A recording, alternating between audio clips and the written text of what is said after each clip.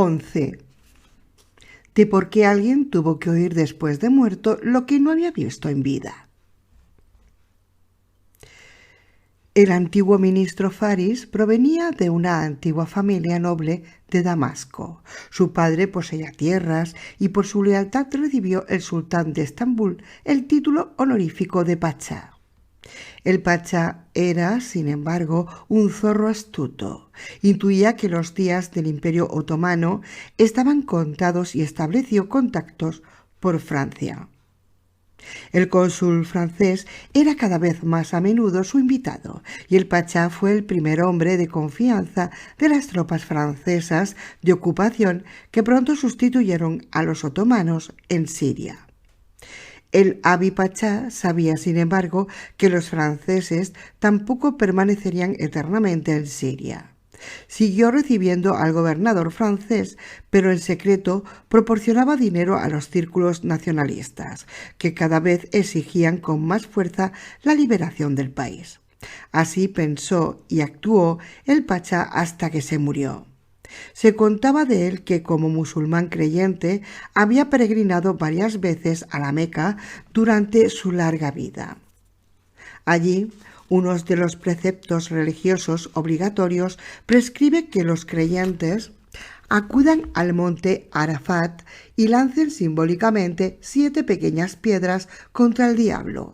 El pachá seguía todos los preceptos, pero a la hora de lapidar solo lanzaba 6 piedras contra el diablo.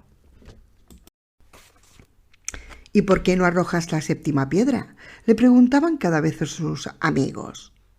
No quiero echar a perder del todo mis relaciones con el diablo, dicen que contestaba. El pachá envió a que estudiase Derecho en la Sorbona de París a su hijo menor, el sensible Faris, que no parecía valer para el comercio ni para la agricultura, para que más tarde pudiese defender desde el gobierno los intereses de la familia. 2 días antes de la independencia murió el padre, pero su título de pachá perduró durante décadas en la familia, aunque el Imperio Otomano, que había inventado un sinfín de títulos extraños, hacía tiempo que había desaparecido. El deseo del padre pareció cumplirse cuando, poco después de que el país alcanzase la independencia, Faris entró a formar parte del primer gobierno. Pero en lugar de desempeñar cómodamente su cargo, mandó socializar las compañías eléctricas, la industria del tabaco y otras no menos importantes. De esa manera se atrajo la ira de su familia. Los pobres aclamaban al pachá rojo, aunque en el fondo no sacaban ningún provecho de todo aquello, excepto la subida de los precios del tabaco, del agua y de la electricidad y de otros productos análogos de la industria estatal que ahora se encontraba supuestamente en manos del pueblo. En Damasco se contaban muchas anécdotas sobre ese ministro que en la época en que ocupó su cargo se negó a tener guardaespaldas y choferes como los otros ministros. Todos los días a las 8 abandonaba su casa, atravesaba el bazar y llegaba a su ministerio poco después de las 9. En el bazar huelo cómo le van a la gente, cuenta que dijo un día. A fines de marzo de 1949, un coronel se dirigió con un par de tanques y jeeps anticuados a la sede del presidente. Al amanecer sacaron al jefe del gobierno de la cama y le depusieron. Después dirigieron rápidamente a la radio. Allí despertaron al portero que estaba durmiendo. Esto es un golpe de Estado, en pro de la libertad y en contra del sionismo. Los políticos tienen la culpa de que Siria se encuentre al borde del abismo, gritó el cabecilla al portero. Este oía la palabra golpe de Estado por primera vez, pues aquel era el primer golpe de Estado que se producía no solo en Siria, sino en Arabia entera. ¿Y qué pasa con mi jubilación?, dicen que preguntó preocupado el adormilado portero. Poco después de las 6, el coronel informó a la población y al mundo entero sobre los honorables motivos de su golpe de Estado y hacia las 6:30 fue a casa de Faris, al que conocía bien. El ministro todavía dormía, pero el corpulento coronel consiguió por la fuerza que fuese despertado. Faris salió en pijama al gran salón de su casa, donde el coronel estaba repantigado en un sofá. Dos jóvenes oficiales estaban sentados a la derecha e izquierda del sofá. «Bueno, ¿qué te parece mi golpe de estado? No se ha derramado ni una sola sangre. ¿No es genial?» «¿Me has despertado por eso, excelencia?», preguntó Faris, medio dormido. «Sí, porque estimo tu opinión. ¿Qué te parece?» «Si quieres oír mi opinión, ordena a tus oficiales que salgan. No puedo tolerar a intrusos armados en mi casa», respondió Faris, malhumorado. Los oficiales no querían salir porque les preocupaba la seguridad de su coronel, pero su jefe los tranquilizó y se retiraron. «Bueno, ¿no es genial?» «Por supuesto, excelencia, por supuesto, pero has abierto una puerta en Siria que no podrás cerrar jamás. Me has sacado de la cama.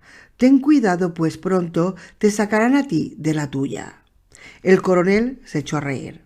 «Yo no soy un civil. Yo duermo con el uniforme puesto y mi pistola siempre está despierta», dijo y salió.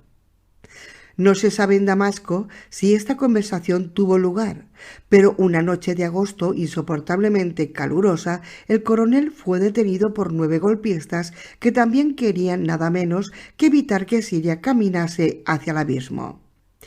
El genial inventor del primer golpe de Estado gobernó solamente 134 días. Fue sacado de su cama y fusilado a las afueras de Damasco. Iba en pijama. La puerta del golpe de Estado permaneció mucho tiempo abierta en Siria. Faris no quiso ya formar parte de ningún gobierno. Podía ganar una fortuna con su bufete y era una autoridad respetada en los tribunales.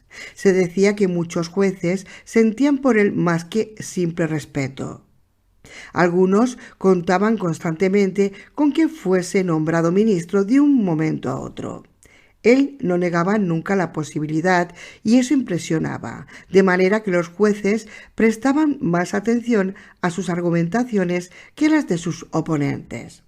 Aquella noche fue el primero en llegar, pero parecía medio dormido. «¿Tienes café fuerte?», pidió a Salim, y éste corrió a la cocina y le preparó un buen moka. «Las historias y los relatos que habéis contado», dijo Faris, «me quitaron el sueño. Estuve en la terraza dándole vueltas a la cabeza. ¿Qué significa en el fondo narrar? ¿Por qué cuenta la gente historias? Estuve reflexionando hasta el amanecer y apenas había dormido 3 horas cuando me despertó mi mujer. Me dijo que fuese al mercado a comprar unas cosas para mi hijo y su mimada esposa, porque tenían invitados por la noche. Allí me encontré con mi amigo, el poeta persa Said. Vosotros le conocéis, ¿no?» Salim, Musa y Mehdi asintieron. Conocían al pequeño y delgado poeta que había encontrado refugio en Damasco. «¿Y qué ocurre con él?», quiso saber el emigrante. Como si Said hubiese leído mis pensamientos, me dijo después de saludarme y sin que yo se lo preguntase: «Qué buen narrador es el afilador afgano. Un pobre diablo, pero cuando empieza a contar historias de su tierra, se crece. Yo no sabía nada de Afganistán, pero ese demonio me lleva a sus callejuelas y huelo, saboreo y comprendo lo que se siente cada uno de esas callejuelas. De repente me siento unido a los afganos. ¿No es un milagro?». A mí me habría gustado seguir hablando un rato con Said, pero él no tenía tiempo, como de costumbre. Se despidió y se alejó rápidamente. Yo conocí una vez a un hombre viejo. Me traía el café en el ministerio y cada día me contaba una pequeña historia, así de pasada. Por desgracia, yo no le prestaba atención. Solo atravesaban mis oídos algunos jirones y cuando los recuerdo hoy los encuentro llenos de sabiduría. Lástima que entonces no pudiese escuchar atentamente como ministro. Como ministro tampoco contaba nunca historias. Dejaba que mis colaboradores, solicitantes y tiralevitas expusiesen escuetamente lo que querían y luego tomaban una decisión. Cuando decía algo, era una orden.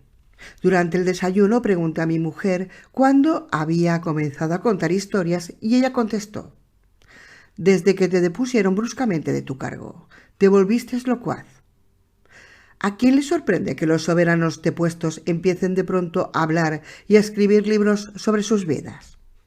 Yo creo que los soberanos no saben escuchar y voy a contaros una historia sumamente divertida y sabia de uno de estos soberanos si me regaláis vuestra paciencia y prestáis atención.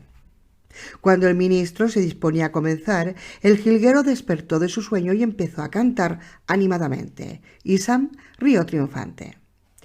«Érase una vez», empezó Faris, pero el jilguero trinaba cada vez con más fuerza. «Tapa la jaula para que se duerma ese demonio», gruñó Musa. «El jilguero también nos quiere contar algo», defendió Isam a su protegido, y como si hubiese entendido las palabras, el pájaro se puso a trinar ininterrumpidamente. «Si no tapas a ese pajarraco, no puedo contar», dijo Faris. Salim, que captó el tono serio de las palabras, echó rápidamente una toquilla negra por encima de la jaula. «Érase una vez o ninguna vez», empezó Faris de nuevo. En tiempos lejanos vivía un rey. El país donde reinaba ese rey se encontraba más allá de la isla Wak-Wak. Su rostro podría haber dicho a la luna llena en una noche de verano: «Desciende para que yo cautive a la gente en tu lugar». Era muy joven cuando sucedió a su padre en el trono. El joven rey era más sabio que una serpiente y más taimado que un zorro, y así reunió en torno suyo solo a los ministros más listos, que administraban el país con mano férrea. El año de su vida al trono contrajo matrimonio con una princesa cuyo encanto hacía palidecer de envidia a las rosas de Damasco. «Es muy bonito lo que acabas de decir», susurró Mehdi, el profesor. «Si yo pudiese vivir solo un par de semanas con semejante belleza, me quitaría muchos años de encima», se entusiasmó Musa, el peluquero. «¿Y tu dentadura? ¿Qué harías con ella?», le dijo Isam con sorna. «Sea como fuere», siguió contando el ministro, «el rey deseaba tener un hijo, pero su mujer le regaló una hija. Esta superaba a su madre en belleza, pero el rey miró a la hija y se puso furioso. Llorando, dio la orden de que se llevasen a la reina con su hija a una isla lejana. En el país hizo difundir la noticia de que la reina había muerto en el parto. «Dios debería paralizar la lengua de ese desalmado por esa mentira», exclamó Yunis, el propietario del café. «Un perro cobarde, eso es lo que es», se enojó Musa. «¿Qué tenía él en contra de una hija, Yo tengo 5 y no cambiaría ni siquiera la uña del dedo pequeño del pie de mi hija por un hijo». «Un momento, ahora exageras. Yo tengo 6 hijos y cada uno es un león», replicó el cerrajero. «Precisamente eso es lo que quería también el rey», prosiguió el ministro, «pero la segunda mujer trajo de nuevo una hija al mundo. Ella también tuvo que emprender el viaje a una isla aún más lejana. La tercera», el ministro rió, «la cuarta, la quinta, la sexta». Se atragantó de risa y tuvo que toser. «Está empezando a resultar un poco aburrido este rey», dijo Tuma, como si preguntase al ministro por el chiste que tanto le divertía. «Es un rey. ¿Qué quieres?», replicó el profesor. «Sí, así es, pero ahora se anima la historia», dijo el ministro. Cada año que pasaba el rey estaba más rabioso. Cada vez escuchaba menos a sus ministros y menos todavía al bufón, como solía hacer su padre. El 7º año de su reinado se casó con una mujer astuta. Esta también se quedó embarazada, pero en el 8º mes ya era verano. Dijo a su esposo que quería trasladarse a la residencia de verano porque ya no podía descansar en la capital debido al calor. Sin pensárselo 2 veces, se marchó a las montañas a disfrutar del clima fresco, llevándose solo consigo a su fiel criada. Cuando la reina empezó a sentir los dolores de parto, aparecieron los emisarios del rey para poder comunicar la buena o la mala nueva. Esperaron 3 días y 3 noches delante del aposento de la reina. Eran como palomas del buen mensaje e llenas del mal mensaje al mismo tiempo. «Muy bonito. Dios bendiga tu boca», dijo Mehdi. «Y la tuya también», respondió el ministro y prosiguió. Al atardecer del tercer día, los emisarios oyeron el llanto del recién nacido y los gritos de júbilo de la criada. Al cabo de un rato la criada salió del cuarto con los ojos llenos de lágrimas. «Decid a nuestro amadísimo monarca que mande al diablo sus preocupaciones». Sollozó de alegría. «El cielo ha satisfecho su deseo y nos ha regalado a todos un príncipe lleno de fuerza». El rey se puso muy contento de que se hubiese cumplido su más ardiente deseo. Cuando regresó la reina, la recibió con gran solemnidad. Miles de súbditos la vitorearon. Desde su terraza el monarca sostuvo en alto al heredero de la corona, Ahmad. Una ola de alegría recorrió todo el país. Algunos se arrojaron embriagados a la muerte desde el minarete, solo por pura alegría. La gente se volvió loca ese día. Es increíble de las tonterías que pueden hacer los súbditos. Al día siguiente, el rey dio la orden de derribar todo un barrio y erigir allí un palacio con jardín y estanque para su hijo. Los habitantes de las pequeñas chozas lloraron y pidieron piedad, pero los soldados apalearon a todos los que no habían abandonado su choza cuando se puso el sol. La dicha puede convertirse en desdicha en un abrir y cerrar de ojos. «Precioso», aplaudieron Mehdi y Musa. En fin, lloraron miles de personas, menos una, la bruja Mira. Esta mujer era conocida en todo el país por su bondad y temida por su maldad. Sin embargo, su choza también tuvo que hacer sitio al palacio del príncipe. Cientos de personas sin vivienda suplicaron ayuda llorando delante del palacio. Pero la guardia los rechazó a empujones. Pero cuando los soldados vieron a la bruja, tuvieron miedo de su ira y corrieron a comunicar al rey que la bruja quería exponerle sus quejas. Pero éste se echó a reír a carcajadas. «¿Quejas? ¿Qué clase de quejas? En mi reino no debe existir ya la preocupación. Ha nacido un príncipe. No quiero oír ninguna queja». La bruja oyó las palabras, miró a la gente que lloraba. Luego se volvió hacia el cielo y pronunció palabras incomprensibles. De repente retumbaron truenos en el cielo azul. La gente se asustó y salió corriendo. «Ya», gritó la bruja, «ese indigno no volverá a oír mientras viva». Nada más pronunciar esas palabras se esfumó en el aire. Nunca se volvió a saber nada de la bruja Mira en ese reino. El rey gritó de pronto en medio de una audiencia que concedía a los comerciantes y sabios que habían acudido a felicitarle. «¡Mis oídos! ¡Mis oídos!». Se llevó las manos a la cabeza. Con la cara desencajada por el dolor, giró 3 veces en círculo y se desplomó. Desde ese día el rey no pudo oír nada. Pero eso apenas le preocupaba. Disfrutaba con su hijo y gobernaba con rigor. Cientos de emisarios sondeaban el país.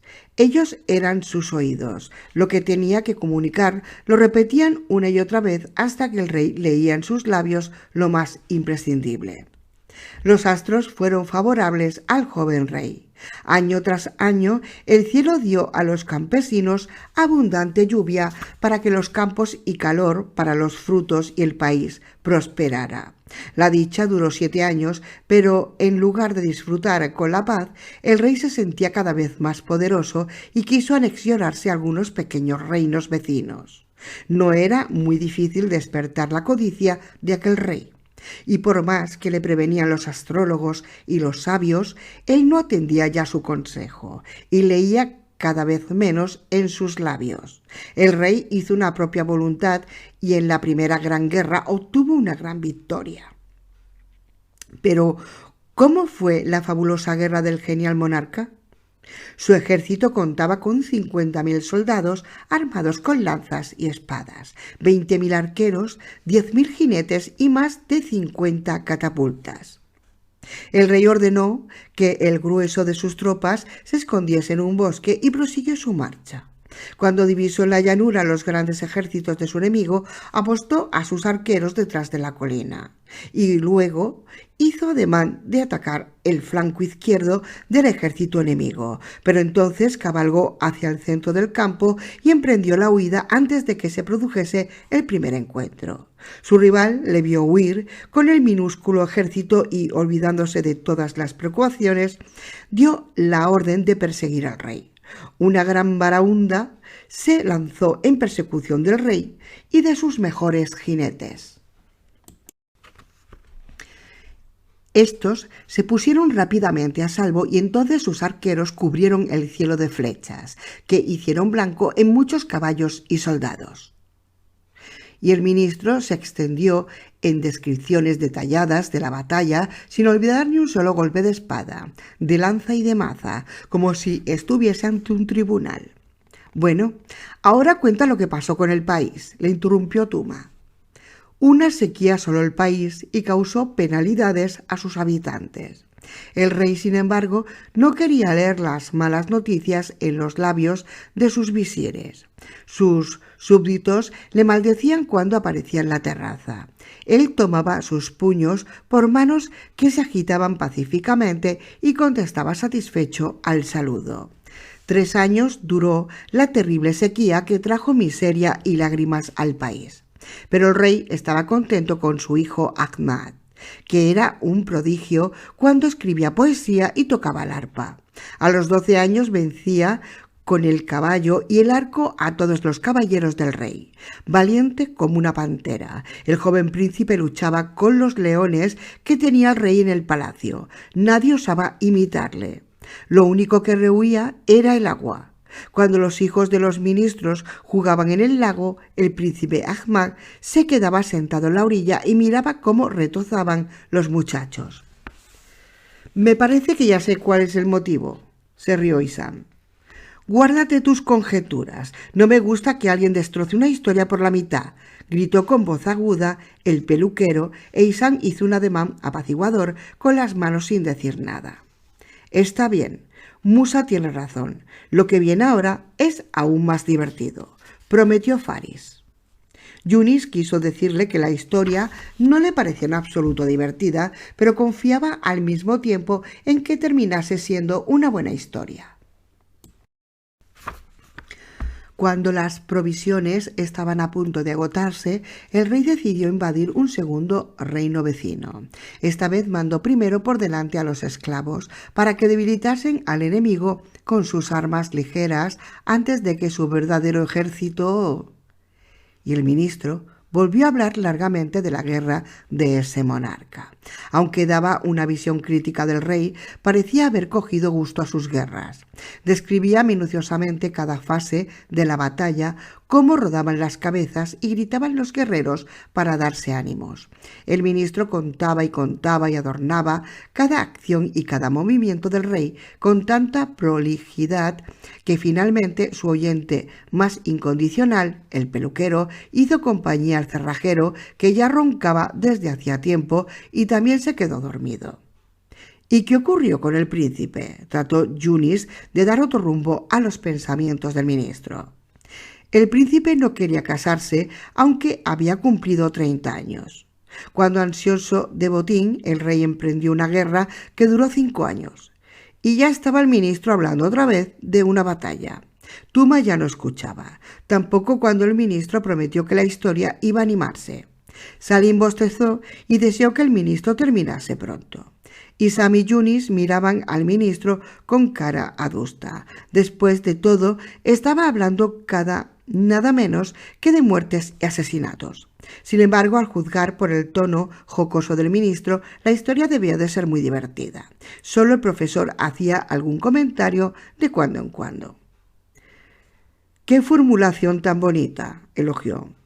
«¿Y qué fue de la sequía?», preguntó el peluquero cuando se despertó poco antes de las 10:30. Continuó: «Pero las guerras del rey le proporcionaron un enorme botín». y el ministro se puso a describir cada joya y cada incendio con tanto detalle como si tratase de explicar una receta de cocina.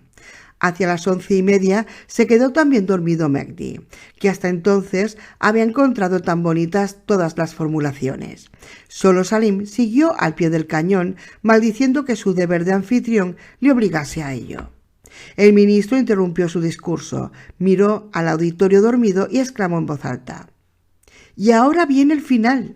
Y como si hubiese cantado el gallo, todos se despertaron, se sentaron erguidos y prestaron atención con la esperanza de poder irse pronto a sus casas. Como ya os he contado, el rey no escuchaba nunca. Su reinado duró 40 años. Abandonaba raramente su palacio y cuando lo hacía alguna vez, su escolta pegaba a todo el que se atrevía a acercarse al rey. Un día el rey celebraba la victoria que acababa de obtener sobre otro sultán. Esa guerra era... «Basta ya de guerras. ¿Dónde está el final? ¿Qué ocurrió cuando estaba celebrando ese maldito carnicero?», le interrumpió Yunis furioso. «Ah, sí. Celebraba la victoria. Sus súbditos se congregaron delante de su palacio y maldijeron al rey a sus antepasados. Se quejaban de la pérdida de sus hijos. Después de beber un poco, el rey mandó traer una bandeja con monedas. Se dirigió a la terraza, tomó un puñado de monedas y las arrojó entre sus súbditos. Pero su mano estaba temblorosa y débil, y la mayor parte cayó en la terraza a sus pies. Cuando hizo el segundo lanzamiento, los soldados de su escolta se agacharon a recoger las monedas y el rey quedó por primera vez en 40 años desprotegido delante de sus súbditos. Una flecha llegó más rápida que un parpadeo y se le clavó en el corazón al rey. «Qué bien has contado eso. Dios bendiga tu lengua», terció el profesor. «Y la tuya también», contestó el ministro. Como os iba diciendo, los soldados de la escolta se agacharon solo un instante para coger las monedas, pero cuando se irguieron el rey yacía muerto en el suelo. «El rey ha muerto», exclamaron los ministros y los súbditos prorrumpieron en gritos de júbilo. El rey yacía en el suelo. La maldición de la bruja solo era válida mientras él vivía. Durante 40 años el rey no había necesitado sus oídos. Todavía estaban nuevos y seguían vivos. Ya sabéis que en el vientre de la madre los oídos son los primeros en abrir una ventana al mundo y son los últimos en cerrarla. Mucho después de que ojos, pulmón, corazón y cerebro hayan exhalado su espíritu, los oídos oyen todo lo que se dice, y si el difunto no ha esforzado y ha desgastado mucho su cerebro a lo largo de su vida, puede entender también lo que se dice. El rey tenía suficiente cerebro y sus oídos hubiesen podido oír todo perfectamente durante muchos años. Estaban casi nuevos. Ahora el rey escuchaba el júbilo de sus súbditos y eso le puso muy furioso. «Por fin la palmó el idiota», oyó el rey decir a su bufón. Quiso abofetearle, pero su mano ya estaba muerta desde hacía tiempo. El bufón se burló de la estupidez de su difunto monarca y los ministros se echaron a reír en lugar de llorar. El rey quiso darles una patada en el trasero, pero sus piernas también hacían tiempo que estaban muertas. De repente se hizo el silencio en torno suyo y escuchó lleno de curiosidad. Oyó pasos a lo lejos. «¡Silencio! Llega la reina con el príncipe», susurró el bufón, atragantándose casi con su risa ahogada. «¿Cómo ha ocurrido?», preguntó la reina. Solo llevaba 1 hora en el jardín con el príncipe cuando vino el esclavo Mouse y me trajo la terrible noticia, sozolló ella. «Nosotros siempre decíamos a su majestad que no se mostrase nunca, pero como sabes, oh reina, no nos hacía ningún caso. Su escolta se agachó a coger las monedas. Nosotros siempre decíamos que tuviese contento a los miembros de su escolta para que no se volviesen ni agachasen a coger nada, pero él no nos escuchaba y les pagaba muy mal. ¿Qué pobre diablo no habría tratado de coger las codiciadas monedas? En ese instante le alcanzó una flecha. Si mi corazón hubiese estado en mi mano, lo habría colocado delante del suyo». El rey reconoció la voz de su visir encargado del orden, que un momento antes se había reído a carcajadas. Un hipócrita, pensó el rey. Hasta ahí llegaba todavía su capacidad de discernimiento. Y yo, ¿cuántas veces quise hablar con él?, dijo entonces el príncipe Ahmed. El rey percibió algo extraño en la voz de su querido hijo. No era solamente su profundo pesar lo que alegraba un poco al rey. No, le invadía la inquietud porque notaba una insólita ternura en aquella voz. El príncipe sollozaba.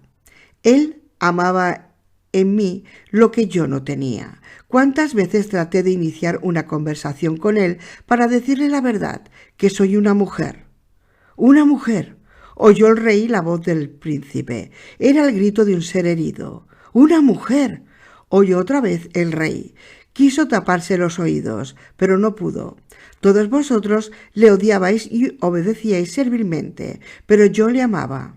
Durante 30 años quise contarle que solo me introducía en las jaulas de los leones porque le amaba, para arrancar una sonrisa a su cansado rostro. Durante 30 años viví solo para él. Una y otra vez inventaba las peores mentiras para rechazar a las intachables mujeres que me eran presentadas para que eligiese una. Una y otra vez esperaba que él muriese antes de descubrir la mentira de su vida, pero esta mañana había decidido dejarle vivir con mi verdad. Odiaba desearle siempre la muerte, pero ahora que quiero decírselo está muerto. No puede oírme, sollozó Ahmed. El rey lo había oído todo y sintió un dolor que le era desconocido. No le dolía el problema del trono. No quería decir a su hija que la oía y comprendía, pero su boca estaba muerta desde hacía tiempo. Sin embargo, el dolor era tan inmenso que 2 lágrimas escaparon de sus ojos muertos y corrieron por sus mejillas. Esta ha sido mi historia y os deseo a todos vosotros una larga vida. Dios conserve tu salud, respondió el peluquero con cara pálida. De repente Alí hundió su cara entre las manos. Salim fue el primero en darse cuenta. Fue hacia él y le cogió de los hombros. ¡Qué pobre diablo era ese rey!, sollozó el cerrajero. Salim metió lentamente al cerrajero para liberarle de la historia y hacerle volver a la pequeña habitación del callejón de Avara. Al cabo de un rato, Alí se serenó.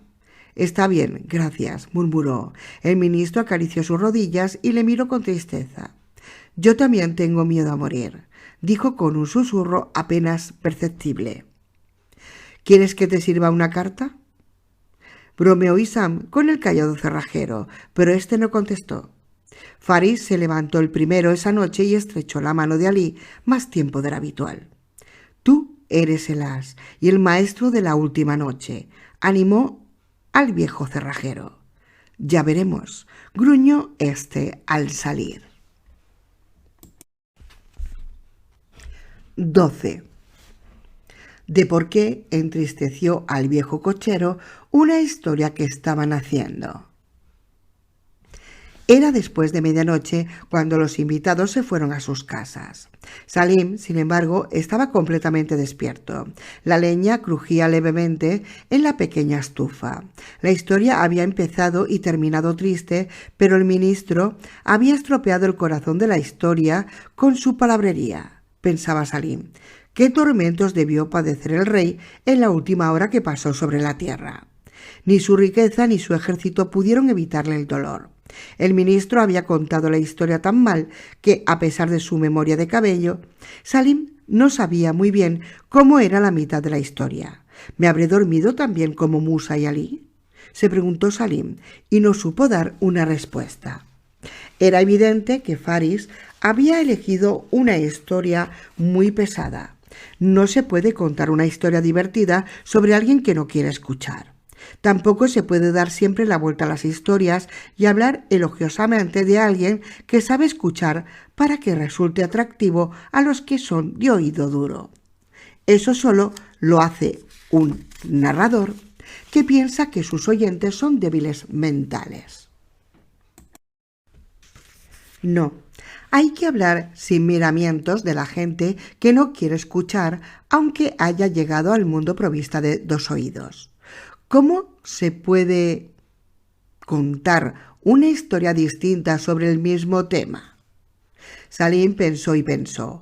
Una y otra vez se levantaba e introducía un trozo de madera en la estufa para alejar el frío glacial de la habitación. Sus pensamientos vagaban por las profundidades del tiempo y la lejanía de los países exóticos de los que siempre había hablado en sus historias. Una ráfaga de viento barrió aullando los tejados. De pronto oyó bufar a dos gatos que merodeaban en la oscuridad. Los gatos se enzarzaron en una pelea. Una palangana de hojalata cayó al suelo con estrépito. Los gatos huyeron espantados. El estrépito de la palangana retumbó un par de veces en el patio. Después volvió el silencio. También el viento se apaciguó, como tratando de no molestar a los que dormían. Los ojos de Salim se iluminaron. De pronto estaba ahí la historia que había imaginado hacía más de 50 años. No la había contado nunca y había permanecido dormida en su corazón durante todos aquellos años. Había inventado la historia en un barranco aquella vez que escuchó por primera vez el eco de su látigo. Ahora se desplegaba ante su oído interior. Érase una vez, escuchaba Salim la voz de su recuerdo, un rey que no sabía escuchar. Cuando sus súbditos acudían a él, les interrumpía después de la primera frase gritando: «Basta, te creo, guardia, dale a este hombre 1000 liras de oro». «Oh, basta, no te creo, guardia, dale 80 latigazos y échale fuera». Actuaba según su capricho. No quería escuchar y porque no escuchaba era injusto también en su compasión. Un día vino a verle el bufón. El rey se sentía contento y pidió al bufón que le contase una historia. El bufón se sentó delante de los pies del rey y dijo: «Me contaron, oh poderoso rey, que en el país de los demonios, Dios nos libre de su ira, vivía en tiempos remotos, mucho antes de que el hombre pisase la tierra, un demonio que vagaba con su mujer por las cuevas y los barrancos profundos. Aquel demonio era famoso entre los de su especie porque no sabía escuchar. La que más sufría con ello era su mujer, pues él no solo no la escuchaba, sino que tachaba de tonterías todo lo que ella contaba. Siempre le llevaba la contraria y no escuchaba lo que le decía el corazón. Un día ella le recriminó su manera de ser e insistió en hacer valer sus derechos hasta que él se enfadó y le pegó. Pero lo más terrible fue que luego trató de explicarle con voz suave y bonancible que los golpes eran buenos para ella. Sus palabras eran melifluas, pero a la mujer le dolían los miembros. Entonces ella le maldijo: «Ojalá te salgan 2 bocas y una oreja». El dios de los demonios pasaba en ese momento cerca del barranco donde estaba la demonia, maldiciendo con toda su alma a su marido. El dios oyó las maldiciones y sintió compasión por la mujer. Y como había oído a menudo cosas malas de aquel demonio, cumplió el deseo de la mujer. El demonio se durmió y cuando se despertó vio que tenía 2 bocas, una por encima de la otra y una diminuta oreja en la frente del tamaño de un garbanzo. Sus 2 orejas estaban encima de su almohada, lacias como 2 hojas en otoño. El demonio se alegró mucho al principio y dio gracias de rodillas a su Dios por aquella bendición. Ahora podía hablar más deprisa y más alto. A partir de ese día habló ininterrumpidamente. Incluso cuando comía o bebía, seguía hablando con la otra boca. Los demás demonios no comprendían el castigo de su dios, pues ahora aquel demonio podía interrumpirles más a menudo todavía y contestar con la otra boca. La mujer, que no había podido soportar a su marido cuando solo tenía una boca, estaba ahora desesperada porque por la noche roncaba por 2. El demonio solo escuchaba ya sus 2 voces y un día sus palabras crecieron hasta formar un muro invisible que le separaba de sus amigos y de sus enemigos. Todos los demonios le invitaban le evitaban como si fuese la peste. Nadie prestaba ya atención a sus palabras, ni siquiera su mujer quería oírlas. Las palabras son flores mágicas y delicadas que solo encuentran un suelo propicio en el oído de otra persona, pero sus palabras ya no encontraban oídos y se marchitaban en cuanto abandonaban sus labios. Pronto el demonio se sintió desdichado con sus palabras muertas. En su soledad se dio por fin cuenta de que su estupidez y decidió hacer penitencia. Cayó con ambas bocas y escuchó con la diminuta oreja como no había sido capaz de hacerlo antes que con ambos oídos. Por dentro rogaba al dios de los demonios que le regalase una segunda oreja para poder escuchar todavía mejor. Durante años estuvo sin hablar. Su mujer sintió lástima de él. También los vecinos que habitaban las cuevas, los volcanes y los manantiales de los alrededores olvidaron lo enfadados que habían estado con él y suplicaron a su criador que perdonase al pobre infeliz. Pero el dios de los demonios siguió enojado varios años más y no permitió que entrase en su palacio ningún intercesor. Solo cuando llegó el año 1000 y uno concedió una audiencia al desdichado demonio. ¿Te arrepientes de tus faltas?, preguntó furioso. El demonio asintió con la cabeza. ¿Y estás dispuesto a hacer cualquier cosa para recibir otra vez 2 orejas y una boca? El demonio estaba dispuesto a hacer cualquier sacrificio. Entonces recibirás desde hoy otra oreja en lugar de la segunda boca. A cambio tendrás que repetir cada voz y cada frase, ya sean de demonios, animales o personas. Ay de ti si se te pasa inadvertido el canto de un solo grillo hasta el fin del tiempo. Tu deseo es una orden para mí, dueño de mi alma. Lo cumpliré hasta el fin del tiempo. Bendíceme, por favor, con la segunda oreja.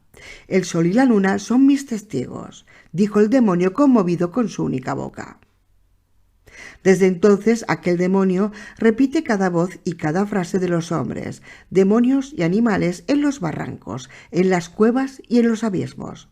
Ni siquiera se le pasa inadvertido el ruido de una piedrecita que cae rodando. El bufón se interrumpió, ensimismado. ¿Y cómo se llama ese pobre demonio?, quiso saber el rey. Eco, contestó el bufón. Amanecía cuando Salim terminó de recordar la historia. Sin embargo, se sentía abrumado y eso le sorprendió, pues cuando antes contaba historias se sentía siempre aliviado después. ¿Por qué estaba tan triste su corazón? Primero pensó que era debido a que la historia había permanecido desprovista de cualquier adorno en su recuerdo. No, esa no era la razón de su estado de ánimo, pues él conservaba todas las historias desprovistas de adornos en su memoria. Al contarlas desarrollaba sus pensamientos y daba a sus relatos desnudos el vestido, el aroma y el ritmo adecuados. No, solo los malos narradores recuerdan de memoria las historias con todo lo que forma parte de ellas. No, lo que le acongojaba era que no podía contarle historias a nadie. Salim comprendió que una historia necesita al menos 2 personas para vivir. Salim introdujo una madera en la estufa y se sentó delante de la silla grande. Las llamas bailaron alrededor de la madera. Se estrecharon suavemente en su piel nudosa, haciendo ademán de besarla. La madera permaneció un instante fría e indiferente. Ignoró la seducción de las llamas, pero el fuego se agitó alrededor de su cuerpo y cosquilleó incesantemente su alma con versos cálidos. Algunas puntas y aristas desoyeron las advertencias del tronco y abandonaron su actitud rígida. Prendieron fuego. La madera expresó crujiendo su disgusto, pero poco a poco abandonó su resistencia y se puso a bailar cantando ruidosamente en una sola llama. Al cabo de un rato, madera y llama se fundieron en una brasa que cuchicheaba sobre el suave cojín de la ceniza. Cuando Salim se despertó, ya era mediodía. Se levantó de un salto y retiró la manta de la jaula del pájaro. El jilguero dio saltitos y se alegró de ver la luz. bebió del vasito de agua y trinó con fuerza. Salim se maravilló de haber pasado la noche entera sentado en la silla delante de la estufa. Pero ya no sabía si había imaginado la historia o solo la había soñado. 13. La séptima llave de la lengua, o por qué cantaron en desafinada armonía los viejos gallos de pelea. Noviembre comenzó sus días con lluvia. Después de la prolongada sequía, los campesinos se alegraban cuando la lluvia caía ininterrumpidamente sobre sus campos, pero no los damascenos. Ellos se quejaban de la humedad y del cielo oscuro. Octubre había podido escabullirse silenciosamente con su inimitable ropaje después de haber fascinado tanto tiempo a la gente con su cálida riqueza de colores que todos habían olvidado que era un precursor del invierno. Así que le tocaba a Noviembre transmitir a los damascenos el desagradable mensaje. Durante 9 días hizo bastante frío, pero el 10 de noviembre parecía haberse escapado del verano. Dicen que cada día tiene en su alma. Hay días buenos y malos, aburridos y emocionantes, cálidos y fríos. Pero igual que entre las personas los hay solidarios. Y muy, muy solitarios también. Son días que se sienten incómodos entre sus semejantes y salen corriendo. ¿Quién puede comprender lo que sucede en la mente de un día que abandona el maravilloso verano para aparecer de repente y sin anunciarse en medio del invierno? El sol brillaba ese día sobre la ancestral ciudad. Los damascenos, que no suspiraban en sus talleres y oficinas por tener que trabajar, salían afuera para contemplar el cielo o beber café en el patio con los amigos y hablar de noviazgos, resfriados y canalones de tejado rotos. Por la tarde se animaba el callejón con el alboroto de los niños, que querían soltar toda la energía que habían acumulado durante el frío. Por eso solían romperse muchos cristales de las ventanas esos días. Cuando por la tarde el cristal de la ventana del empleado de correos, Chalil, saltó hecho en pedazos de un balonazo, su mujer solo se levantó un instante, llamó a su hijo de 15 años, le dio el dinero para la reparación, le advirtió que se diese prisa y regresó con las vecinas que charlaban debajo del gran limonero. Esa misma mujer, bajo el caliente sol del verano, habría maldecido hasta la 4ª generación a los antepasados del malhechor. En su rostro no se divisaba ni rastro de enfado. Reía cordialmente. Al cabo de media hora aproximadamente, uno de los niños reveló en voz bastante alta el nombre del culpable al grupo de mujeres. La madre del muchacho también estaba presente, pero en lugar de negar o minimizar lo que había hecho su hijo, se disculpó por su mala educación, algo que no suele hacer nunca una madre en Damasco, y la mujer del empleado de correos halló las palabras más dulces para responder. El buen tiempo se mantuvo hasta últimas de las horas de la tarde. Cuando se puso el sol, las nubes se juntaron y ahuyentaron al día veraniego como si hubiesen hartado de tanta hospitalidad para un día solitario. Pero los solitarios no serían dignos de su nombre si se dejasen abatir por cualquier viento. El día de verano luchó desesperadamente contra las nubes. Al anochecer pasaba cada vez más con su penumbra sobre el pecho de la ciudad. Salim y sus invitados esperaban impacientes la llegada del cerrajero. Ya estaba oscureciendo, pero Alí no llegaba. Cuando el reloj de la torre dio las 8, se palpaba la tensión en la pequeña habitación. ¿Dónde se habrá metido ese pelmazo? Solo nos quedan 4 horas para que se acabe el último día, exclamó el ministro. Todavía no había terminado de pronunciar sus palabras cuando el cerrajero entró en la habitación acompañado de su obesa mujer, Fatmé. Buenas noches, saludó Fatmé a los estupefactos contertulios, pidió paso al peluquero y cuando éste se apartó perplejo, se sentó junto al viejo cochero como si buscase protección. Los viejos amigos devolvieron el saludo correctamente, pero era obvio que estaban echando chispas. Era la primera vez en más de 10 años que una mujer asistía a su tertulia. «Yo nunca he contado una historia», dijo el cerrajero dirigiéndose a los mudos presentes. «Eso lo sabe muy bien mi amigo Salim. Cuando yo era niño me gustaba contar cosas, pero mi padre me advirtió: «Calla, hijo, tus palabras te ponen al descubierto. Cada frase verdadera te deja un poco más desnudo y te hace más vulnerable». Mi madre, Dios bendiga su alma, añadía siempre: «Hijo, cuando mientes para evitar algún peligro, la manta bajo la que te escondes se vuelve un poco más grande hasta que te ahogas debajo». Nunca he contado nada para no ahogarme ni ser vulnerado. Creo que no he elegido por casualidad el oficio de cerrajero. Los cerrajeros hablan poco. En el taller siempre había tanto ruido que solo nos decíamos lo más imprescindible. Anoche no podía dormirme. Sería grave que fracasase y mi querido Salim se quedase mudo para siempre. Pero no podía encontrar ninguna historia en mi recuerdo. Cuando mi mujer me vio tan preocupado, dijo que ella contaría de buen grado una historia a Salim. «No sé», intervino el ministro, «si el hada estará de acuerdo. ¿No dijo que éramos nosotros, sus amigos, los que debíamos hacer los regalos?», preguntó volviéndose a Salim.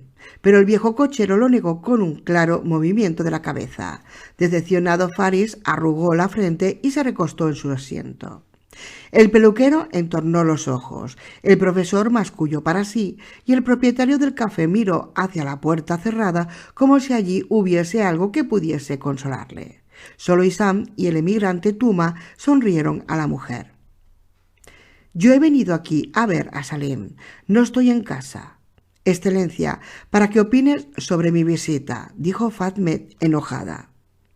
«Dile a tu mujer», exclamó el ministro sentándose derecho, «que tenga cuidado con lo que dice». «Y esto pretende haber sido un ministro», gruñó Alí. «Pero ya fueses ministro o no, verdulero, déjame a mí que le diga a mi mujer lo que haga falta», prosiguió en voz alta. «Tú has llamado a una puerta», le apoyó el emigrante Tuma, «y el que llama tiene que aguantar que le respondan». «Si eres tan listo», bufó Musa al emigrante, «dame una respuesta. Ahora llamo yo a tu puerta. ¿Por qué puede participar Fatme en nuestra tertulia? ¿Por qué no puede venir mi mujer?» «Tranquilízate, muchacho», dijo Isam al peluquero con tono venenoso. «¿Quién te lo ha prohibido? ¿Quién?» Ahora los viejos empezaron a tirarse los trastos a la cabeza. Tampoco Yunis podía comprender por qué era Alí el único que podía traer a su mujer. Eso lo formuló tan hábilmente que Musa puso una cara aún más ofendida. Y entonces salieron a relucir viejas desavenencias. Ya no les importaba la presencia de Fatme, sino porque llamaba el peluquero al presidente Nasser Salvador de Siria, sabiendo que 2 sobrinos del dueño del café y una maestra, por la que sentía una verdadera devoción, los nietos del cerrajero, llevaban meses en la cárcel aunque no habían cometido ningún delito. Fatme ya no escuchaba, sacó su tabaquera y se lió un cigarrillo muy delgado. De repente estaba otra vez allí su madre, una comadrona llamada Leila, que había sido célebre y temida cuando vivía. Leila, que había sido célebre y temida cuando vivía, se contaban que las historias más insólitas de sus maravillosas manos con las que había ayudado a traer al mundo a muchos niños del barrio. Pero lo que despertaba verdadero entusiasmo entre los habitantes del callejón era la magia de sus historias. Nadie se atrevía a tenerla de enemiga, pues no solo sabía interpretar los sueños y los astros, sino también preparar venenos. Enigmático e inquietante era su origen y más aún su súbita desaparición. Como si se hubiese esfumado en el aire, una noche después de la boda de su hija Fatme, nadie volvió a ver a Leila. Solo Fatme sabía más, pero ella cuidaba su saber como su secreto más entrañable. «Hija», le había dicho la sabia mujer al despedirse, «has de saber que yo no soy como las demás. He aguantado 18 años en Damasco esperando que te hicieses mayor. Ahora has encontrado a un buen compañero. Ali tiene un buen corazón. Disfruta de la vida. Pero no olvides contar a tu marido la historia de la mujer que, con inteligencia y astucia, consiguió que escuchase su marido sordo y locuaz. Cuéntale esa historia pronto, pues los maridos escuchan y entienden las historias mejor cuando todavía están enamorados. La madre acabó con esas palabras y se marchó. Rechazó todos los ruegos de su hija para que esperase una hora todavía hasta que regresase Ali de la mezquita para despedirse de él. ¿Por qué despedirme?, preguntó la madre. Yo te dejo aquí. Tú eres parte de mi alma, añadió. Luego besó a su hija y se fue. Fatmé no pudo contar esa historia a Ali la primera noche, ni los días ni los años que siguieron. Al parecer, Ali era un poco sordo y apenas habló la primera noche. Ella notaba cuánto la quería y deseaba, pero él no lo dijo nunca. Solo decía lo imprescindible, de manera escueta y suave. Fatmé hizo y miró a los gallos de pelea. ¿Qué jaleo estaban armando esos abuelos solo porque ella quería contar una historia? ¿Y por qué se había quedado tan sorprendido su Ali cuando ella le dijo por la mañana que no solo podía contar una, sino 50 historias a Salim? Hacía años que vivían juntos y, sin embargo, él la hablaba como si fuese una extraña. ¿Sabrás hacerlo lo bastante bien? Cuéntame la historia antes, para que veas si eres digna de mis amigos. Sí, digna, había dicho. Él, que no tenía ni idea de narrar, se alzaba como maestro de los jakabatis y pretendía examinarla. Pero porque a medida que pasaban los años sentía cada vez menos ganas de contarle una historia a Ali. Con cada nuevo nacimiento de uno de sus hijos llegaba nueva vida a la casa, pero en lugar de decirse más cosas, Fatmé y Ali se decían cada vez menos. Eso también lo había comentado su hermana Rajibe, que vivía con un hombre locuaz. ¿Por qué disminuyen las ganas de hablar en lugar de aumentar cuanto más tiempo vive junta la gente? Fatmé reflexionó sobre ello. Esa es la razón, dijo finalmente con un susurro apenas perceptible y volvió a sumirse en su recuerdo. Su madre se lo había explicado hacía más de 50 años. Los esposos se cuentan cada vez menos cosas porque con el tiempo dejan de estar enamorados. Al cabo de un par de años de matrimonio, la propia Fatmé había empezado a tartamudear cuando Ali venía del taller y la encontraba contando historias a los niños o a las vecinas. Ella temía siempre que sus historias le pareciesen insulsas. Con Salim era distinto. Cuando él venía a visitarla, no tartamudeaba nunca. A él le gustaban sus historias. Eso ya lo supo desde el primer día. Fatmé estaba reflexionando así cuando Salim le ofreció un té de menta. Ella alzó la mirada, cogió el vaso de té y observó aburrida cómo amainaba la discusión. Los rostros de los viejos seguían sin embargo enfadados. «Termino mi té y me voy», dijo Fatmé. «Perdonad que os diga que vuestro recibimiento no es digno de mi historia. Como comprenderéis, no puedo contar nada a personas con caras tan atravesadas». Fatmé cerró los ojos. «No, por el alma de mi madre, si no me pedís que cuente una historia, me marcho», dijo muy tranquila. Ali tembló, pues nunca había oído hablar a Fatmé con tanta dureza. Salim, en cambio, estaba radiante, como si las palabras de Fatmé fuesen un ramo de 1000 flores. Se puso de pie y le besó la frente. Era la primera vez que el cochero hacía eso en 50 años de amistad, y sus mejillas ardían cuando Isam dijo: «Ojalá fuese yo Salim. Por ese beso estaría dispuesto a enmudecer un año». Ali sonrió aliviado. «Opino que si eso le sirve de ayuda a Salim, no tengo nada que objetar», dijo el ministro finalmente, adelantándose a los demás miembros del frente de rechazo, y sonrió. Le siguieron al maestro, el peluquero y por último Yunis. «Por fin», bramó Isam. «Maldita sea la discusión en su tumba. Ya son las 9:30, añadió Tuma. Pero Fatmé no dio muestras de alegría por su triunfo y sorbió su té tranquila y despacio en medio del silencio que se produjo. «Cuéntanos tu historia, por favor», dijo el peluquero. «Os contaré una bonita historia de las brujas egipcias», dijo ella, y una sonrisa tímida adornó fugazmente su rostro. «Si es bonita o no, ya lo juzgaremos más tarde, si me permite hacer ese comentario», gruñó el profesor. «Oh, cállate ya de una vez», gritó Isama al profesor. «Contaré la historia para que te cures y estés contento. Dios solo debe regalar una vida larga y feliz al que sabe escuchar», prosiguió Fatmé. «Érase una vez, hace muchos, muchos años, una bruja muy sabia llamada Anum. Vivió en el antiguo Egipto mucho antes de que apareciesen las primeras momias y pirámides. Fue la primera mujer que aprendió del sacerdote Dudonet el arte de la alquimia, de la elaboración de la cerveza y de la fabricación del papiro. Cuando el sacerdote yacía en su lecho de muerte, nombró a Anum su sucesora, pues así dijo a los sacerdotes que le rodeaban: «Solo ella podrá encontrar la piedra filosofal». Conozco la historia. El faraón se opone al principio y plantea a Anum 7 problemas difíciles, pero ella los resuelve todos, ¿verdad?, interrumpió el ministro. «Sí», contestó Fatmé. «¿Y encuentra Anum la piedra filosofal?», quiso saber Isán.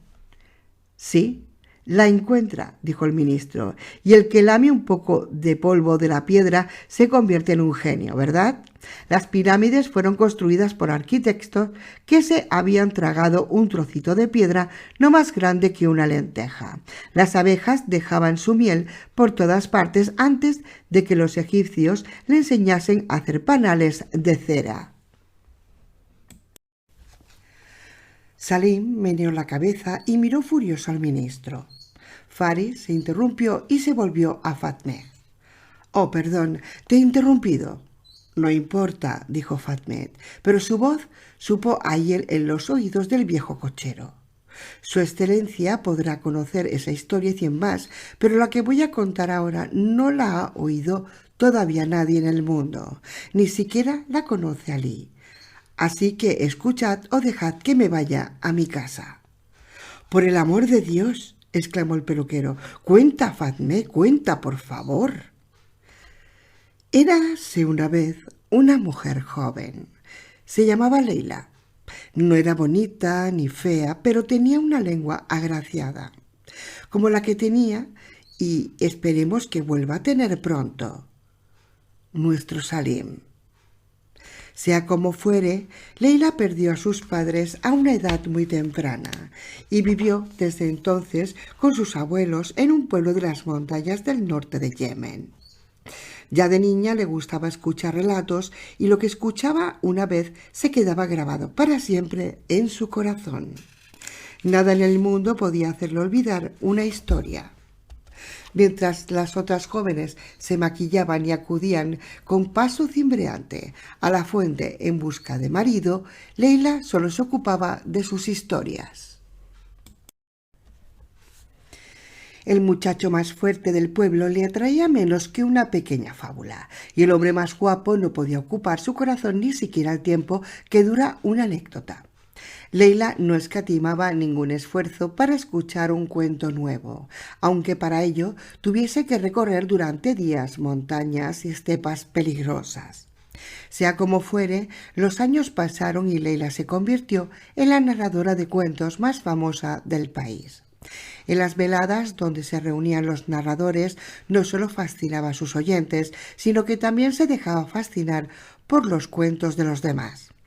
Ella sabía hablar con las estrellas, los animales y las plantas como si fuese el hada mágica de sus propias historias. Cuentan que sus palabras tenían tales poderes mágicos que un día habló tanto de la primavera a un tronco de árbol seco que éste se volvió a florecer. Pero Leila no contaba sus historias solo a las personas, a los animales y a las plantas. También confiaba sus historias al viento y a las nubes. Y una vez, podéis creerlo, hubo una sequía despiadada. Los campesinos rezaron y rezaron. Todo el mundo rezó menos Leila. Ella subió a la montaña más alta y esperó allí hasta que vio una pequeña nube que cruzaba el cielo presurosa. Leila empezó a hablar. La nube se detuvo y escuchó, y al poco tiempo se unieron a ella varias nubes hasta que el cielo quedó cubierto. Cuanto más interesante era la historia, más se oscurecían las nubes, y cuando la historia alcanzó su punto culminante, Leila interrumpió su relato y gritó a las nubes: «Si queréis oír la continuación, bajad». Las nubes lanzaron rayos y bajaron rápidamente en forma de aguacero, solo para estar más cerca de Leila. Un día, en medio del verano, la gente estaba asustada y llovía a mares. La tierra se reblandeció y las golondrinas se escondieron en los nidos que tenían en las rocas altas. Al atardecer, los perros empezaron a aullar de manera extraña. Cuando se puso el sol, los habitantes del pueblo oyeron gritos de socorro y de dolor que provenían de una profunda gruta que no estaba lejos del pueblo. Algunos de los hombres y de las mujeres más valientes se acercaron a la cueva, pero temblaban de miedo cada vez que sonaba un grito. «¡Es un monstruo!», dijo el jefe del pueblo. «¿Un monstruo? ¿Por qué pide socorro a gritos?», se preguntó asombrado un viejo campesino. «Quizás son los gritos de las personas que está devorando», supuso una comadrona. «O el monstruo quiere atraernos a la gruta. Mi padre me contaba que los cocodrilos del Nilo se escondían en los cañaverales y lloraban como niños pequeños hasta que una madre que estaba lavando en la orilla del río oía los quejidos y corría al lugar donde creía que había caído un niño al agua. Pero allí acechaban las bestias y se lanzaban sobre ella». Mi abuelo contaba que las hienas sueltan unas risitas, quiso confirmar el zapatero. «Basta ya de cocodrilos y de hienas», le interrumpió un caballero. «La obligación de un yemení es atender los gritos de socorro con espíritu de sacrificio». Tomó su lanza y corrió a la cueva, pero aparte de gritos de socorro, no volvió a salir nada de la caverna. De día la cueva estaba en calma, pero noche tras noche la gente del pueblo oía los gritos angustiados que imploraban piedad. Los mayores no osaban acercarse a la cueva, pero la curiosidad hacía que los niños fuesen una y otra vez allí. La primera semana desaparecieron un niño y una niña. Los campesinos estaban seguros de que el monstruo les había arrastrado al interior de su cueva para devorarlos allí. Constantemente desaparecían niños. Nadie había visto jamás al monstruo, pero cuando los campesinos hablaban de él, describían cada diente de su boca y cada una de sus garras. Al cabo de un mes, nadie se atrevía ya a pronunciar su nombre. Así, cuando la gente hablaba del monstruo, decía la cosa de la cueva. Fatmé hizo una pequeña pausa, extrajo su tabaquera y lió cuidadosamente un cigarrillo muy delgado. «Es exactamente igual que hoy», dijo Isam, que ya no podía soportar el silencio. «Cuando detienen a alguien, decimos que le han llevado a ver a su tía, y al primer ministro le llamamos Abdul, devorador de pollos». «Yo creía que se llamaba Abdul Chupadinero», apuntó Ali. «¿Qué va? Eso ya está pasado», le interrumpió Faris riendo. «Mi hijo le llamó hoy Monsieur Abdul Hígado de Ganso, porque recibe por avión el codiciado paté». Muy bueno. Y el ministro del Interior se llama Tambor, porque es tan ruidoso y vacío como un tambor. Volvió a tomar Isam la palabra. Sea como fuere, volvió a empezar Fatmé, dando una chupada a su cigarrillo. Cuando alguien hablaba de la cosa de la cueva, los campesinos exclamaban: «Auzu bilag minal shaitan al-rashim», para protegerse del diablo. Un día Leila se despertó después de un extraño sueño, se vistió y se despidió de sus abuelos con estas palabras: Voy a donde me ha enviado mi sueño. No lloréis. Mi sueño no puede llevarme a la perdición. En mi sueño vi a los 30 niños desaparecidos riendo en la entrada de la cueva. Ha llegado la hora de que su risa vuelva al pueblo. Ausu Bilag Minal Eshetam al-Rashim, exclamaron a coro los abuelos. Quiero ir, dijo Leila decidida. Mis historias me ayudarán, dijo, y se fue con paso rápido. Un grupo de niños la siguió hasta que ella se volvió a mirarlos una última vez. Se despidió de los niños agitando la mano y entró a la cueva. Leila ha desaparecido en la cueva. Leila ha desaparecido en la cueva. Resonaron en las calles las voces de los niños. Cuando al atardecer llegaron corriendo al pueblo. La triste noticia corrió de casa en casa y alcanzó el último rincón del pueblo antes de que se pusiese el sol. Cuando se hizo de noche, la gente del pueblo oyó los gritos de socorro y algunos reconocieron la voz de Leila. Apesadumbrados, los vecinos dieron el pésame a los abuelos y más de uno comentó en voz baja que la sospecha, tanto tiempo abrigada de que Leila estaba loca de nacimiento, se había confirmado. Leila había divisado, mientras tanto, una pequeña luz que brillaba en el fondo de la cueva. Caminó despacio, mirando asombrada las figuras petrificadas que flanqueaban el pasillo. Ninguna mano humana, ningún cincel de tiempo hubiese podido representar mejor a las personas paralizadas allí en su huida. No faltaba siquiera un ojal, un pelo o una gota de sudor en las fisuras de piedra que tendían todas hacia la entrada de la cueva. El silencio que reinaba en la cueva era tan absoluto que Leila podía oír los latidos de su corazón. Al cabo de un rato llegó una gran sala abierta en la roca. Por todas partes había personas de piedra que miraban hacia la sala con ojos aterrados. Por todas partes ardían grandes velas de cera. En un rincón había más de 10 colmenas y en el rincón opuesto al agua brotaba una grieta de la roca y desaparecía por otra.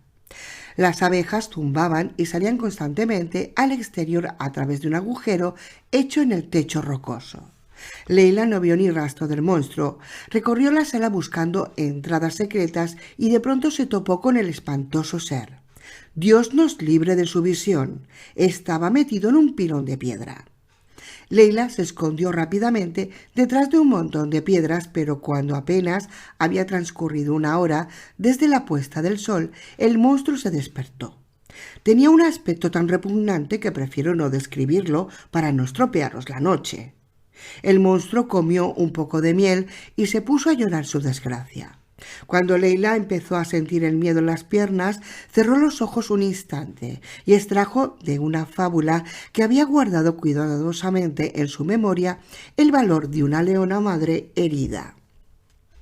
Ese valor materno hace temblar al guerrero más fuerte. Leila abrió lentamente los ojos y ya no sintió ningún temblor en sus manos, aunque las rocas retumbaban con cada grito que daba el monstruo. Leila siguió y caminó con paso firme hacia el monstruo, que la miró asombrado. Ocultó su cara entre sus manos y exclamó: «Vete, si no te devoraré, vete». «Salam aleikum». «Quiero escuchar, pero no obedecer. No he venido para salir corriendo», dijo Leila y siguió caminando hacia el monstruo. «Vete, estoy maldito y hechizado, y el que me toca se convierte en bestia», suplicó el monstruo a Leila. «Eso no ha ocurrido todavía. De lo contrario conocería esa historia», contestó Leila, y tocó la mano resbaladiza y cubierta de escamas verdosas del monstruo. «Cuéntame tu historia», le rogó. «¿Cómo quieres que lo haga? Cada palabra de mi desgracia pesa sobre mi pecho como una montaña. Cada letra se convierte en un cuchillo. Cuando la pronuncio, me corta la garganta», gimió el monstruo llorando. «Entonces te contaré yo una historia. Si no puedo ayudarte, espero que al menos te hagas olvidar tu pesadumbre». Leila contó al monstruo la historia de las 7 hermanas. La historia es larga, muy larga, nobles oyentes, dijo Fatmé a los amigos que la escuchaban atentamente. El tiempo que queda esta noche no sería suficiente para semejante historia, pero prometo contárosla en otra ocasión. El caso es que cuando Leila contó la historia de la hermana mayor y cuánto había tenido que luchar por su felicidad, el monstruo se tranquilizó. Ahora ya no lloraba, sino que escuchaba con atención. Poco antes del amanecer apoyó su cabeza en el regazo de Leila y siguió escuchando sus palabras como un niño pequeño. Ella interrumpió el relato, pero de repente el ser susurró preocupado. ¿Y entonces qué hizo ella para salir de la prisión? Leila sonrió cansada y siguió contando. Llegó el mediodía y la noche, y Leila contaba, y cuando quería parar, el monstruo le suplicaba que continuase. Solo cuando el sol alcanzó el cenit del segundo día, el monstruo se durmió. Leila colocó su cabeza sobre una piedra y se dirigió a la fuente. Se refrescó con agua fría y salió sin ser vista de la cueva. En los campos cercanos llenó el vestido que se había quitado con granadas, higos, uvas y panojas de maíz, y regresó rápidamente a la cueva. Comió y durmió cuanto pudo, y luego esperó hasta que se despertó el monstruo. Y entonces le contó la historia de las penas y alegrías de la segunda hermana. La noche llegó y volvió a amanecer, y el monstruo escuchó las historias como un niño hasta que se durmió. Durante 7 noches, Leila tuvo cautivado con sus historias al monstruo, que ya no lloraba una sola lágrima. Cuando en la 7ª noche, la 7ª y última hija perdió el favor de su padre, el rey y el juez sentenció que sería decapitada si no se sacrificaba nadie por ella, el monstruo siguió excitado. Pero nadie estaba dispuesto a morir por salvar la vida de la hermana menor, contó Leila emocionada. Sí, yo, exclamó de repente el monstruo. Ella es inocente. Yo ofrezco mi vida para que ella siga viviendo. Cuando el monstruo pronunció esas palabras, su piel reventó ruidosamente y de la envoltura salió un joven de gran belleza. Era tan bello como el rocío sobre los pétalos de las rosas. El maleficio se había roto. Yo soy el príncipe Yazid, dijo mirando profundamente a los ojos de Leila. Tú me has librado de mis tormentos. Cumpliré cualquier deseo que tengas. De repente Leila y el príncipe oyeron reír a cientos de niños. Los niños convertidos en piedra también se habían librado con el príncipe y se reían de él porque estaba completamente desnudo. También recuperaron la libertad los niños que habían quedado petrificados cuando oían. Cuando estos oyeron las risas, se asomaron a la cueva llenos de curiosidad. Al cabo de un rato se dirigieron al pueblo y contaron que un joven vivía desnudo en la cueva y que era muy tímido y se ruborizaba por su desnudez.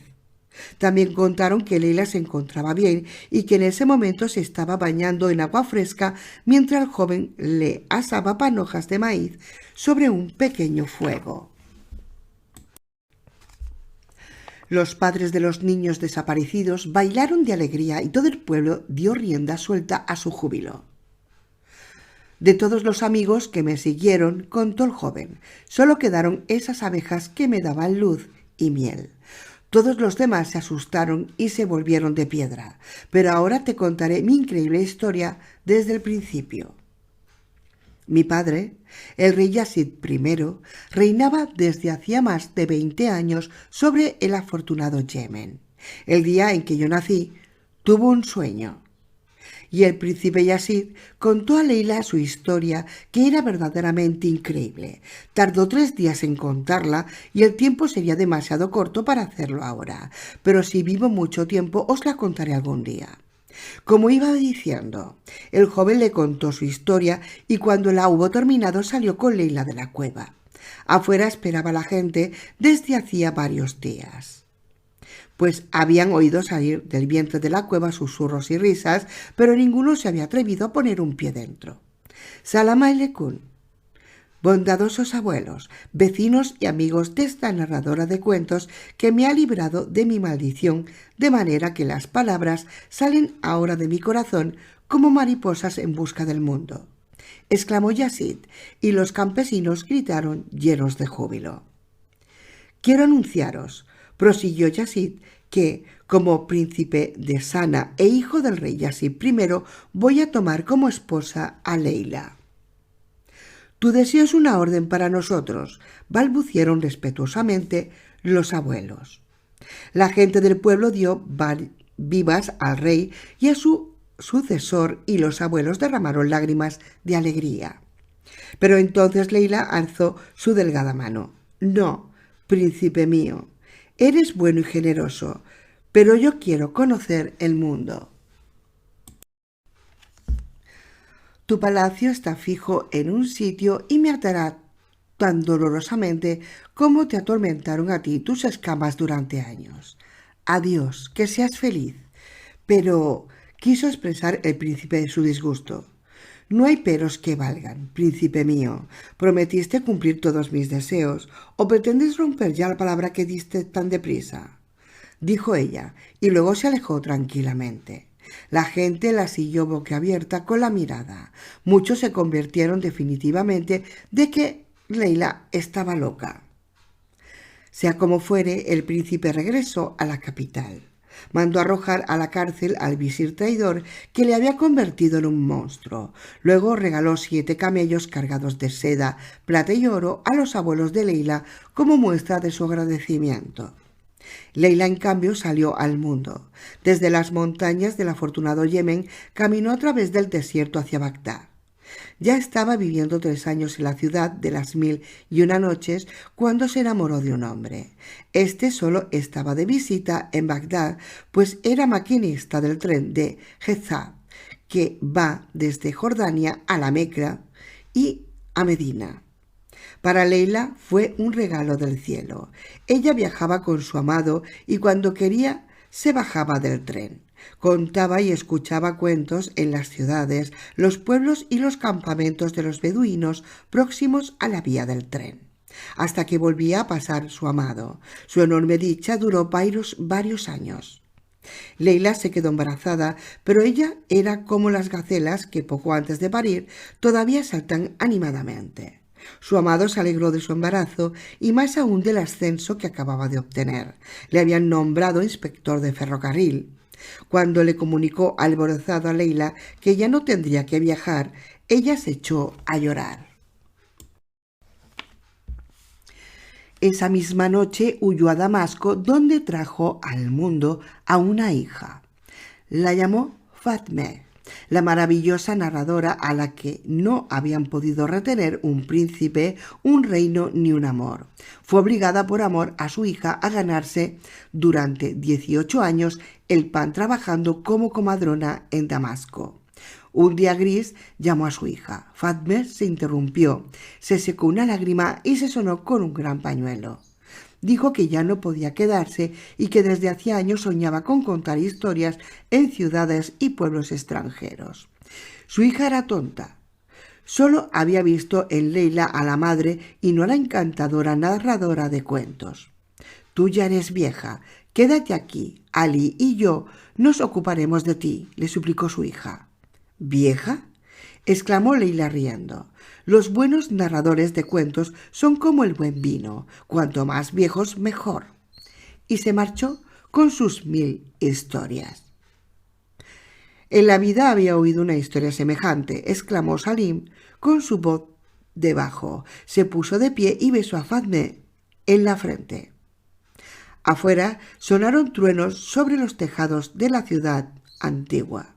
En la habitación reinó el silencio durante unos instantes, luego empezaron a rugir los viejos amigos. Cantaron tan alto y desafinado que pronto se despertó el jilguero y empezó a saltar en la jaula y a piar con extraña estridencia. El barullo se había armado en la pequeña habitación, que era tan grande que pronto los vecinos de la casa y de las viviendas más próximas se despertaron y fueron corriendo en pijama a ver qué pasaba en el cuarto del cochero. 14. de por qué caía al suelo por Salim y una golondrina pudo volar de nuevo. Hace ya 30 años de aquello. Pero todavía recuerdo perfectamente que en nuestra calle nadie supo entonces si el viejo cochero se había quedado realmente mudo durante 3 meses o solo había engañado a sus amigos. Salim era mi amigo. Él me contaba todo. También me confió los pensamientos que tuvo en aquel tiempo. Así me contó la historia del eco. Yo me sentía muy orgulloso de que solo me hubiese revelado a mí el descubrimiento excepcional de que se podían saborear las voces con el oído. Pero cuando le preguntaba si había estado realmente mudo o solo lo había fingido, sonreía siempre con picardía. Un día, en marzo de 1963, estábamos en el callejón sin saber qué hacer. El colegio estaba cerrado desde el golpe de estado del 8 de marzo. La primavera parecía tener prisa ese año. Su calor nos atraía a la calle, pero una joven vecina había fallecido al día anterior. Por respeto a sus familiares no podíamos jugar a la pelota, ni hacer música o jugar ruidosamente. En algún momento nos pusimos a hablar de Salim. Un muchacho del vecindario dijo con insolencia que sabía perfectamente que el viejo cochero se había burlado de sus 7 amigos y de los vecinos. El viejo cochero se lo había confesado por amistad. Yo me puse muy furioso. Hoy sé que al principio creí su fanfarronada. Me sentí engañado por Salim porque no me lo había dicho. Sea como fuere, de repente el supuesto amigo del viejo cochero exclamó: «Y yo os digo que ese Salim es un miserable estafador». El muchacho era como un armario. Yo, en cambio, era entonces muy delgado, pero esas cosas nunca me habían impresionado. «Escucha, soburro», exclamé. «Por respeto al alma de la difunta vecina, no quiero darte aquí una paliza, pero si tu valor es tan grande como tu boca, hazme el favor de ir conmigo al campo». El coloso me hizo el favor y los muchachos se alegraron de que hubiese un poco de distracción. En silencio salimos de la callejuela. Cuando llegamos al campo, mi furia ya se había enfriado un poco y la prudencia, madre del miedo, había despertado. El muchacho se plantó delante de mí con las piernas separadas y los brazos cruzados, una mole de carne que sonreía con sorna. «Quizás se te escapó esa frase sin querer. A todos nos ha pasado alguna vez», le dije al muchacho, para evitar una pelea que estaba de antemano perdida para mí, sin perder la cara. «¿Sin querer?», gritó él. «Salim no solo es un miserable mentiroso, sino 60 veces un hijo de puta». Entonces le pegué en la cara con todas mis fuerzas. El coloso se tambaleó, retrocedió un paso y me miró como un instante asombrado, pero luego vino hacia mí como una pisonadora y me arrolló sin esfuerzo. A pesar de todo, volví a ponerme en pie cuando nos separaron los muchachos y, sangrando por la nariz, repetí furioso: «¿Te has enterado? Cada vez que insultes a Salim te llevarás un puñetazo». Debí resultar tan ridículo que el coloso se echó a reír a carcajadas y luego quiso darme un abrazo. Yo me fui a casa enojado, maldiciendo a Salim, que me había causado la desagradable hinchazón de la nariz y del ojo. En algún momento de la tarde, la vecina Afifa le cuchicheó al viejo cochero algo sobre la pelea. Su lengua era famosa. La gente decía en broma que hasta los locutores de radio empezaban a tartamudear cuando ella hablaba durante las noticias. Salim subió corriendo y quiso saber el motivo de la pelea. «¿El motivo?», le grité. «Desde hace 3 años te pregunto si estabas realmente mudo o no. ¿Soy tu amigo o no?». Él se rió. «Tú eres mi mejor amigo, aunque seas tan imprudente de pelearte con colosos». «Quiero saberlo. Estuve 3 meses sin poder dormir. No sabes lo preocupado que estaba entonces. Todos los días esperaba que hablases. Ahora dilo». «Estás muy equivocado. Yo sentía tu preocupación en el fondo de mi corazón», respondió el cochero riéndose divertido. Me pasó la mano por el pelo y dijo: «Ahora ya no tienes que preocuparte. Ya ves que estoy curado». De repente un niño exclamó en el patio: «Tío Salim, ¿dónde estás? Una golondrina se ha caído del nido. Tío Salim». El viejo cochero se asomó al patio desde el umbral de la puerta de mi habitación, situada en el segundo piso. Un grupo de niños rodeaba a un niño desconocido de 12 años. Los niños miraban a Salim con ojos suplicantes. «Este chico viene del callejón de Ananías», gritó Abdú, el hijo de Afifa. «Estamos en guerra con ellos, pero le hemos dejado venir a verte porque ha encontrado una golondrina en el suelo», añadió el fanfarrón, y de paso dio un sopapo al amedrantado muchacho. «Sí, la encontré esta mañana en el patio junto a las macetas. Se ha caído del nido, pero no puede volar y no quiere comer. Cacé 3 moscas para ella, pero no las tocó», dijo el muchacho en voz baja y triste. «Sube con la golondrina, hijo, pero vosotros quedaos todos en el patio», dijo a los niños. Abdú, sin embargo, trató de subir sin ser visto.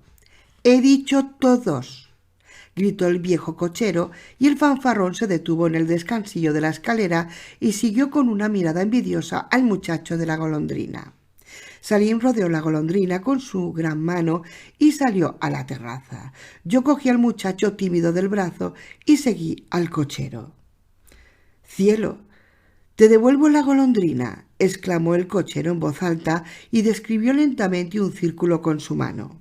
Los niños que estaban en el patio se habían puesto de puntillas y estiraban los cuellos para no perderse ningún detalle de la ceremonia. «Cielo, te devuelvo la golondrina», exclamó Salim por segunda vez, alzando aún más la voz, y giró la golondrina lentamente. Luego cerró los ojos, susurró algo a la golondrina, la besó y se detuvo un momento. «Cielo, te devuelvo la golondrina», gritó, y echó a la golondrina al aire, y ésta planeó, pió con fuerza y describió una curva alrededor de nuestra casa como si se quisiese despedir. Luego se alejó rápidamente. Salim miró al chico desconocido. «Eres un buen chico, no tengas miedo, nadie te tocará», dijo, y se volvió hacia Abdú, que iba y venía por el patio como un tigre enjaulado. «El que toque al chico será mi enemigo. Abdú, tú le acompañas hasta la calle principal, y si alguien le toca un solo pelo, no volveré a confiar en ti. Dame tu palabra». «Le protegeré como a las niñas de mis ojos, palabra», exageró el fanfarrón, pero al cochero le pareció de perlas. «Date prisa, pequeño», dijo al muchacho cuando Abdú advirtió en tono imperioso a los pequeños bribones que el muchacho se encontraba a partir de ese instante bajo su protección personal. El viejo cochero contempló mi ojo morado y mi nariz hinchada y se rió. «No debes pelearte con muchachos más fuertes, si no serás nunca un narrador. Tienes que vencerlos con tu lengua. ¿Conoces la historia de la mujer pequeña que cayó en manos de un gigante y que al final logró escapar? No te referirás a Sherzade. ¿Qué va? Esta historia no la conoce nadie excepto yo. Pero como tú eres mi amigo, te la regalaré. Me encontré con la mujer poco después de su huida y me contó su extraña y no menos espeluznante historia. Solo de pensar en ella se me pone la carne de gallina. No te la vas a creer. ¿Quieres oírla a pesar de todo? Sí, contesté lleno de curiosidad. Entonces prepara un té y ven a casa. Te espero. Cuando bajé a su habitación con el té, ya había preparado su narguile. Estuve 2 horas con él escuchando el primero de los 12 capítulos de una historia increíble y emocionante que me fue contando en los días sucesivos. Pero el relato es muy, muy largo y no pega al final de un libro. Por eso lo contaré en otra ocasión. Fin del libro.